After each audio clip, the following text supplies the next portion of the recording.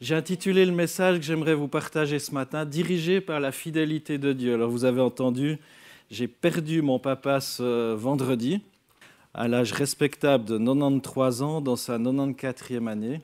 Pas mon grand-papa, mais mon papa. Et c'est vrai que c'est, je dirais aussi un témoignage, ce qu'on laisse comme trace.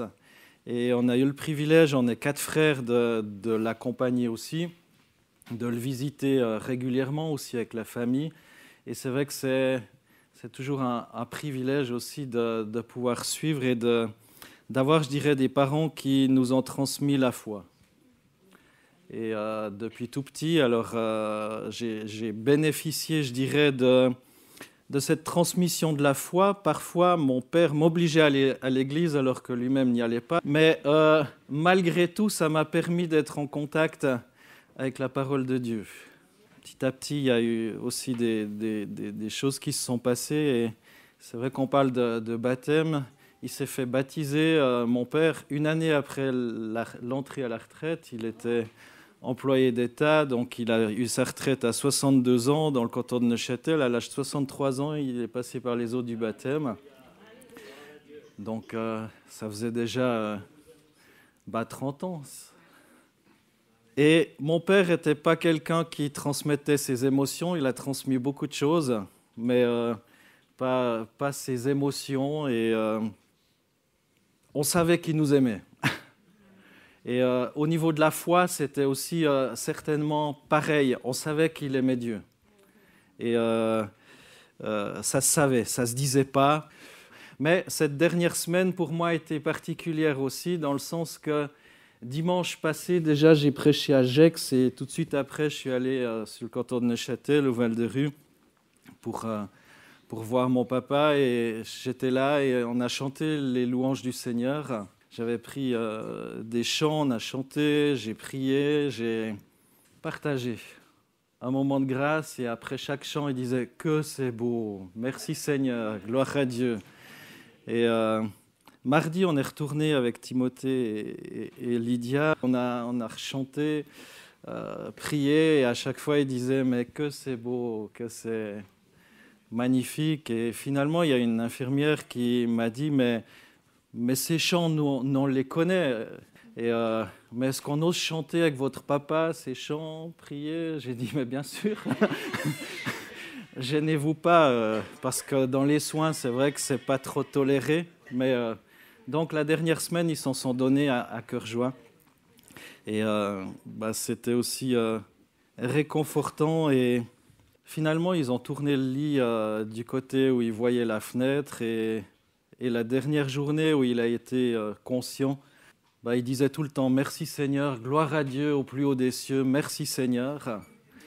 Ça a été aussi un témoignage, dirigé par la fidélité de Dieu. Et on peut voir aussi, même quand on est très diminué, à cet âge-là, parce qu'il l'était, il l'oubliait même une heure après qu'on était passé, je pense qu'il l'oubliait. Mais ça, c'est resté. Pour moi, c'est vraiment un témoignage, un signe de la fidélité de Dieu aussi. Et même ma mère, elle est un peu confuse, et là on était seuls à un moment donné, tout à coup elle me dit « Mais est-ce que tu crois que papa il est prêt ?» Et des moments de grâce. Des moments de grâce dans des temps où on se dit « Mais Seigneur, pourquoi tu permets qu'il perde un petit peu la tête et tout ça ?»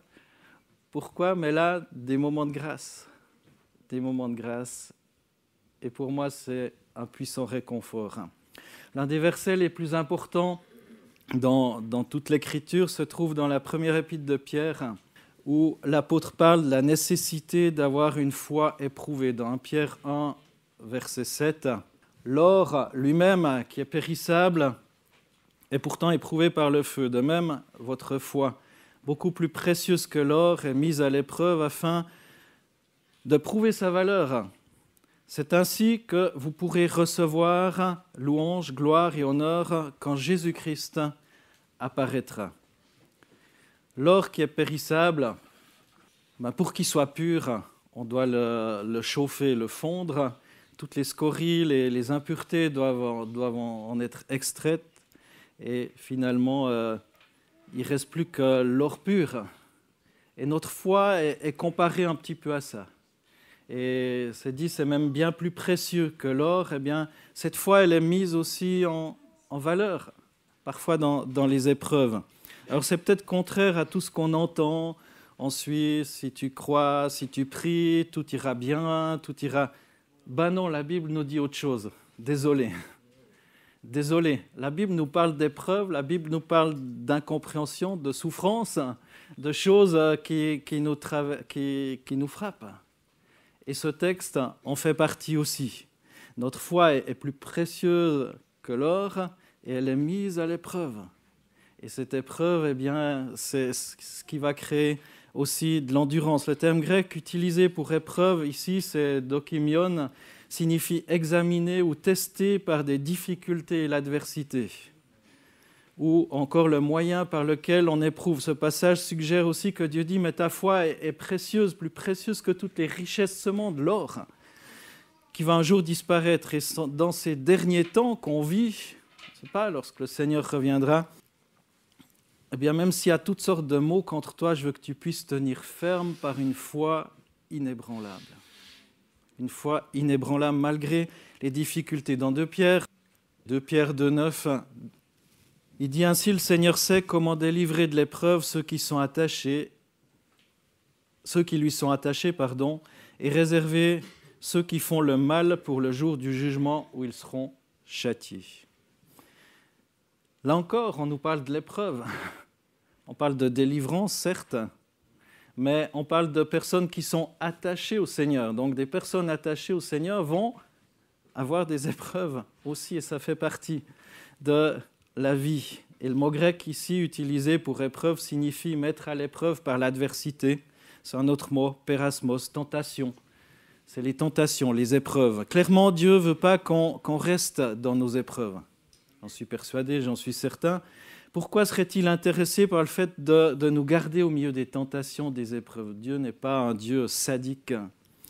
Dieu ne retire aucune gloire de la mise à l'épreuve de ses enfants, mais ce qui compte, c'est le résultat de nos épreuves. Et on l'a vu dans ces 2 petits textes que j'ai lus, Dieu s'intéresse aux résultats que vont produire ces souffrances, ces épreuves, ces tentations peut-être. Et il n'existe qu'un seul moyen d'échapper à nos épreuves, eh bien, c'est de réussir le test. Comme je vous l'ai dit, pour mon papa, je crois qu'il a réussi le test.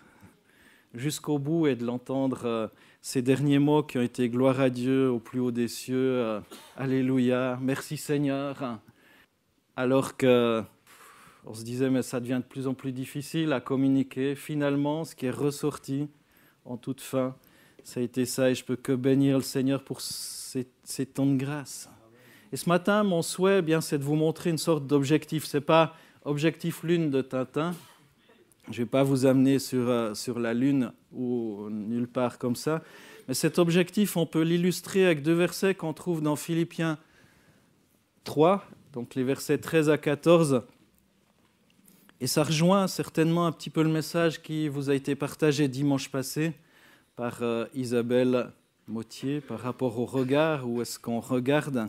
Philippiens 3, 13 à 14 nous dit « Mais je fais une seule chose, oubliant ce qui est derrière moi et tendant de toute mon énergie vers ce qui est devant moi.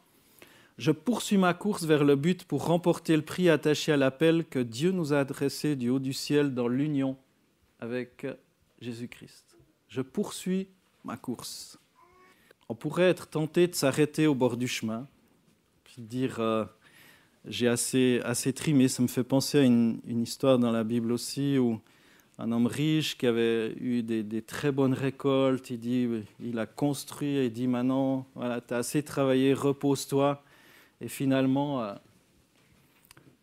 jouit de cette fortune. Et finalement, eh bien, la nuit même, l'âme de ce personnage a été redemandée.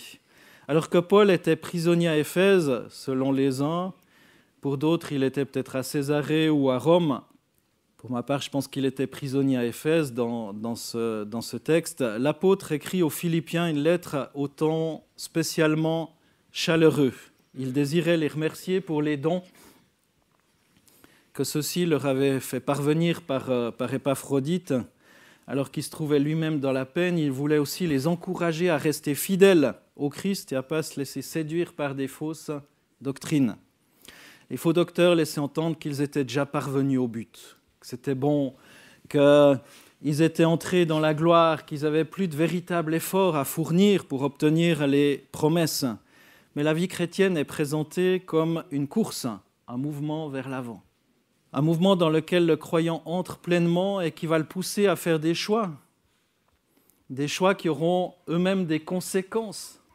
Chacun des choix qu'on prend vont avoir des conséquences. Et cette lettre a été appelée aussi l'épître de la joie. Et ce thème traverse d'un bout à l'autre cette épître, si vous la lisez, à la fidélité, à l'attachement à Jésus-Christ. Alors regardons un petit peu le but de l'apôtre Paul. On verra tout à l'heure le but aussi à atteindre, mais déjà le but de l'apôtre Paul dans cette épître. Il y a un but qui conduit à un prix, à une victoire. Et ce prix, c'est d'être sauvé, d'être co-héritier avec Christ. Un but. C'est quoi votre but? C'est quoi votre objectif, votre regard? Écoutez aussi le message qui a été transmis dimanche passé. Il y a de nombreux parallèles. Paul espère devenir co-héritier avec le Christ et partager sa gloire. Mais le premier but que Paul cite dans ce texte se trouve au verset 10. Je vais lire déjà depuis le verset 8. Philippiens 3, 8 à 14. Et même, je considère tout comme une perte. Il va dire qu'il était de la bonne nationalité, qu'il était même pharisien. La partie les religieux qui avaient tous les honneurs, toute la gloire, en fait, il avait tout pour plaire. Et il va dire, si vous lisez les quelques versets avant, il va dire là, je considère tout comme une perte à cause de l'excellence de la connaissance du Christ. À cause de lui, j'ai accepté de tout perdre. Et je considère tout comme des ordures afin de gagner Christ. Et d'être trouvé en lui, non avec une justice qui serait la mienne et qui viendrait de la loi, mais avec la justice qui est obtenue par la foi en Christ, une justice provenant de Dieu et fondée sur la foi. Mon but est de le connaître lui, ainsi que la puissance de sa résurrection et la communion de ses souffrances. La communion, donc ça tente quelqu'un, être en communion avec les souffrances de Jésus, en devenant conforme à lui dans sa mort pour parvenir, si possible, à la résurrection d'entre les morts. Ce n'est pas que j'ai déjà remporté le prix ou que j'ai déjà atteint la perfection, mais je poursuis ma course afin de saisir, puisque moi aussi j'ai été saisi, afin de le saisir, puisque moi aussi j'ai été saisi par le Christ Jésus. Frère, pour moi-même, je n'estime pas encore avoir saisi le prix, mais je fais une seule chose, oubliant ce qui est derrière moi et tendant de toute mon énergie vers ce qui est devant moi, je poursuis ma course vers le but pour remporter le prix attaché à l'appel que Dieu nous a adressé du haut du ciel, dans l'union avec Jésus-Christ. Mon but, c'est quoi? De le connaître. Peut-être dans cette salle, plusieurs disent « mais je le connais ». Mais vous oubliez qui a dit ça? C'est l'apôtre Paul, celui qui a écrit quand même 13 lettres dans le Nouveau Testament, un truc de ce genre. L'apôtre Paul dit encore son but, c'est de le connaître. Donc même si vous dites « mais voilà, je peux passer à autre chose, je connais Christ », Paul aurait pu dire « je peux passer à autre chose, je connais Christ », mais il va dire « mon but, c'est de le connaître et de le connaître encore, lui, ainsi que la puissance de sa résurrection, la communion de ses souffrances, en devenant conforme au modèle, à lui dans sa mort pour parvenir, si possible, à la résurrection d'entre les morts. » Toujours se dire « mais je peux faire mieux, je peux me perfectionner. » Je peux ressembler toujours plus à Jésus. Il y a ce vieux chant qui disait « te ressembler Jésus ». C'est mon espoir suprême. Penser, agir, aimer toujours plus comme toi. Je vous promets qu'aujourd'hui, j'ai encore du job. Oui. Et sans vouloir être méprisant envers quiconque, je pense que vous aussi, il y a du job. Pour toujours plus penser, agir, aimer comme le Christ, en devenant conforme à lui. Et pour Paul, l'identification au Christ commence ici, dans la participation aux souffrances du Christ et dans l'espérance de la résurrection. L'apôtre Paul a un objectif et sa prédication est née d'une rencontre personnelle et décisive avec le Christ. Son but, c'est de le connaître, ainsi que la puissance de sa résurrection. Il y a vraiment une puissance de vie, une puissance de victoire. Et le Saint-Esprit nous a été donné et témoigne à notre esprit qu'on est enfant de Dieu. On a peut-être un petit avantage sur l'apôtre Paul, c'est que voilà, on a aussi vu l'action du Saint-Esprit tout au long des siècles, mais on a une responsabilité certainement encore plus grande. Le but de Paul, c'est de le connaître. Et le but à atteindre, pour nous aussi, la course implique non seulement un départ, mais une arrivée, et aussi tout un parcours. Je fais une seule chose, oubliant ce qui est derrière moi et tendant de toute mon énergie. Vous en avez entendu parler dimanche passé par rapport au passé. Combien sont empêtrés dans le passé. Je poursuis ma course vers le but pour remporter le prix attaché à l'appel que Dieu nous a adressé du haut du ciel dans l'union avec Jésus-Christ. Vous savez, quand je vous ai dit tout à l'heure que mon papa obligeait à aller à l'église, lui-même n'y allait pas, lui-même n'y allait plus en fait, parce qu'il y avait eu, comme dans toute église que compte cette terre, des histoires. Il pensait que c'était important, la vie d'église, mais lui-même, il y avait eu des histoires, des choses qui l'avaient blessé, pour X ou Y raison, et n'y allait plus à l'église. Mais il pensait que c'était important quand même. Merci Seigneur. Je ne serais peut-être pas devant vous aujourd'hui. La bonne nouvelle, c'est qu'il n'est pas resté sur ces histoires du passé, et qu'après, il est retourné. Et même le pasteur Alain Pilecki, qui fera le service funèbre, m'a dit « Ton père, il a toujours été là. Il ne disait pas grand-chose, mais il a toujours été là. Il n'a jamais quitté le navire. Oui, il l'avait fait dans le passé, mais après, quand vraiment il s'est converti, parce qu'avant, il venait à l'église, mais pour suivre ma maman, mais quand il s'est vraiment converti, qu'il pleuve, qu'il neige, que quelqu'un lui fasse un sourire, une grimace ou un croche-pied, il venait quand même à l'église. Je poursuis ma course. On est appelé à poursuivre notre course et à aller plus loin. Et celui qui s'arrête n'obtiendra pas le prix.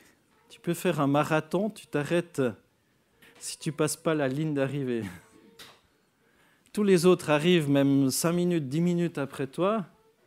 Tant que tu ne passes pas l'arrivée, tu n'es pas arrivé. On est appelé à poursuivre notre course, à aller plus loin.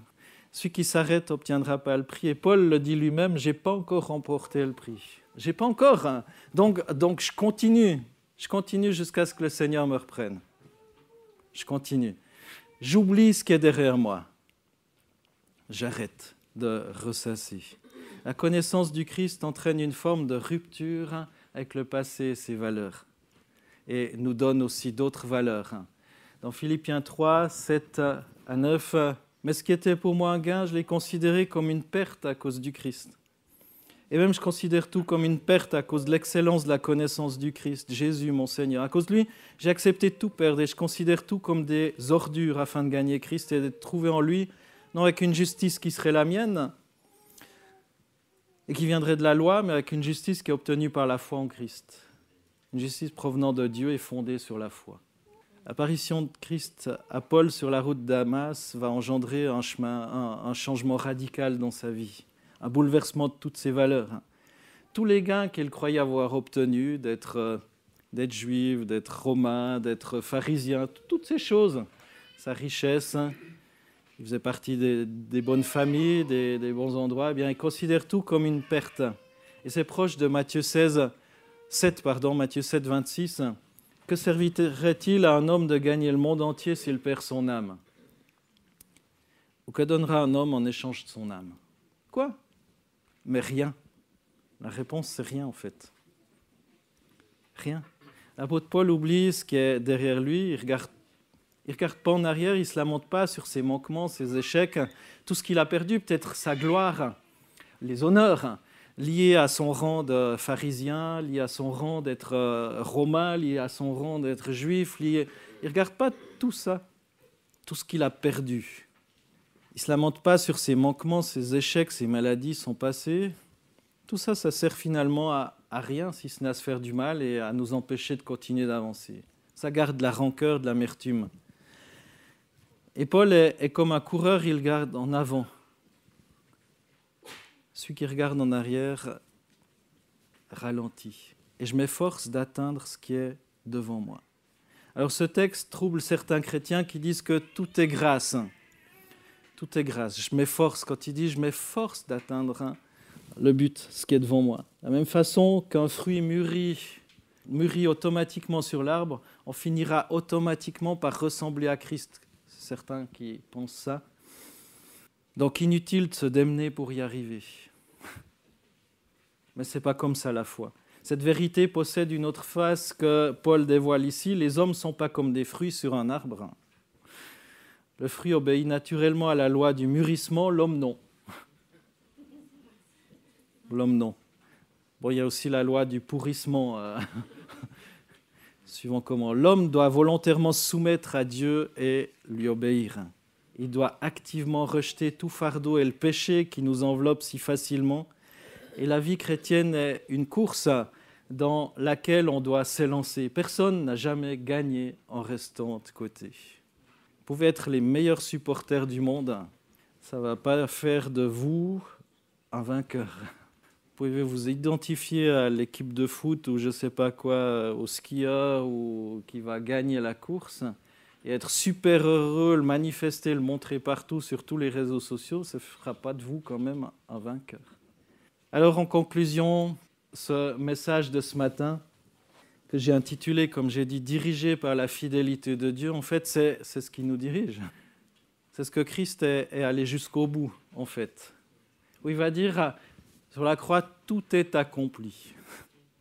Tout est accompli jusqu'au bout, cette fidélité. Et nous, on pourrait être tentés peut-être à abandonner avant l'arrivée. Lui, il aurait pu, tac, et puis tout le monde était effacé devant lui, et il ne passait pas à la croix. Il aurait pu, il est Dieu, mais il allait jusqu'au bout. Et c'est parce qu'il nous a montré l'exemple, eh bien, qu'il nous invite aussi à aller jusqu'au bout. Même si vous êtes déçus par X ou Y raison, par X ou Y chose, personne. Et ça rejoint, comme je l'ai dit, le message d'Isabelle dimanche passé, « Où regardes-tu » Écoutez ce message, ça vaut la peine. C'est sur notre site internet. Partir, courir, atteindre le but dans l'assurance que le Christ nous précède, nous voit et nous aide. Notre appel est-il né d'une rencontre personnelle et décisive avec le Christ? Je vous ai dit, pendant des années, mon père a accompagné ma maman à l'église, finalement nous obligeait à l'église sans y aller, parce que, voilà, jusqu'au jour où il a fait une rencontre personnelle avec Jésus-Christ. Est-ce que votre appel, c'est de suivre votre conjoint ou de dire, voilà, je vais faire le minimum vital pour, entre guillemets, me donner bonne conscience? Ou est-ce que c'est vraiment parce qu'il y a un appel qui est né d'une rencontre personnelle et décisive avec le Christ? Ce qui va vous pousser à nourrir votre communion avec le Christ, à lire votre Bible, à prier aussi. Parce qu'on a envie de passer du temps avec une personne qu'on aime. C'est immanquable. Si vous aimez votre conjoint, pour ceux qui sont mariés ou vos enfants ou autres, immanquablement, vous avez envie de passer du temps avec eux. Peut-être qu'une fois par semaine ou une fois par mois, c'est peut-être pas suffisant. Donc vous avez envie de cette communion, de cette proximité. C'est pareil, je crois, avec le Christ, cette rencontre personnelle. Le but de mon appel est-il de le connaître ainsi que la puissance de la résurrection. Et ce qui qualifiait l'apôtre Paul, c'était le renoncement, le don de soi et l'amour fraternel. Il n'a pas considéré ses propres intérêts, mais en finalité ceux des autres. L'annonce de l'Évangile. Et il en a bavé. Et il en a bavé, l'annonce de l'Évangile. Il en a souffert. Il aurait pu se dire « Courage, fuyons ». Mais là, lorsque de ville en ville, on lui annonçait les souffrances et les persécutions qu'il subirait s'il allait à Jérusalem, eh bien finalement, il dit, on m'avertit de ce qui va venir, mais son appel, c'était d'aller là où Dieu l'appelait. Et de poursuivre la course et d'écrire ses lettres et de faire ce qu'il a fait, d'être ce témoin aussi. Il y a ce formidable encouragement dans ce texte qu'on a médité aujourd'hui. Eh bien, c'est ce but qui nous est proposé.